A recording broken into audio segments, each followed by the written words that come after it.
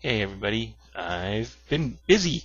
That's right, yeah, I got home from the tournament last night. I just took a shower and rested for a few minutes and I got right back into doing stuff because I guess I'm just a fucking crack addict, I guess. I don't know. So the first thing I did was I started putting together my last two Space Marines. Hopefully it'll be my last two Space Marines. I got them in little baggies here so I can keep the parts apart. This one here I have, and it's going to be an assault, this is my sergeant for a tactical squad. I used this head. You notice this old gray plastic here?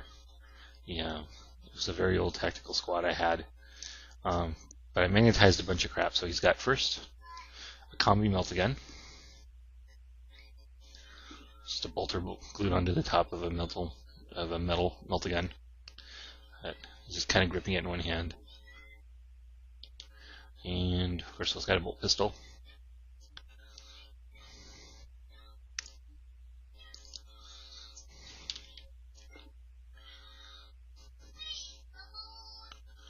And let's see, I got a power sword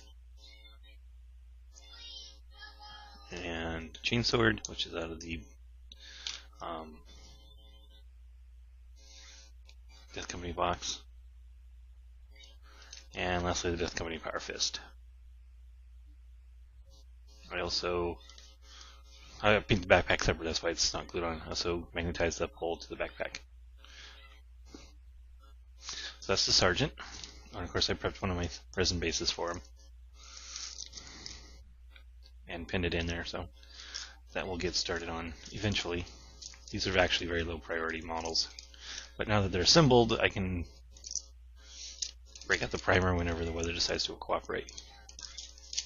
Also did another Assault Marine, because I've got a 9-man Assault Marine squad right now.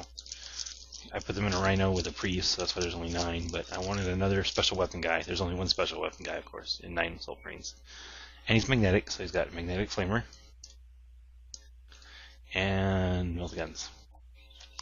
And then I did a melt-a-gun for the other special weapon guy I have, which is magnetized already. So I did this. I assembled them last night, magnetized them today. So these are pretty much ready to go. What I really want to do is get started on the wheels for my Lobbas. And this is what I came up with. See if we can get some decent. Here's the troll shield. I don't know how this is going to look on the video. It doesn't look too... It's going to be coming out too well in my preview here. Oh, that's not too bad. So some of my Lobbas, I cut off the old wheels, which were just crap. And I took a base, glued it to the back of the shield, and I just took some strip, actually specifically the strip, and just glued it around the edges. Then I added some spokes to the inside just for strength. And glued tubes. Those are just tubes, styrene, with some strips for support, and just glue those onto the Lobba.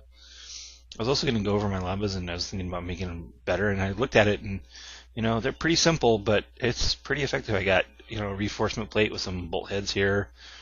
Got a nice angle iron stop for the back of the Lobba. The only thing I could do is add some tube and shaft, look like hydraulic extensions or hydraulic cylinders looking things there. I just didn't feel the need, so I didn't actually feel the need to redo any of the Lobba. I don't know what I'm going to do for the next set of 3, but this is the first one. It's just an experiment. It's not very hard to get these wheels done. They're just kind of tedious. I had to move the axle up because it would have raised them up too high. So that's going to be a quick update video.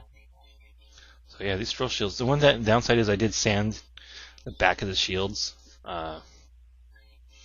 because they were very, very convex or concave.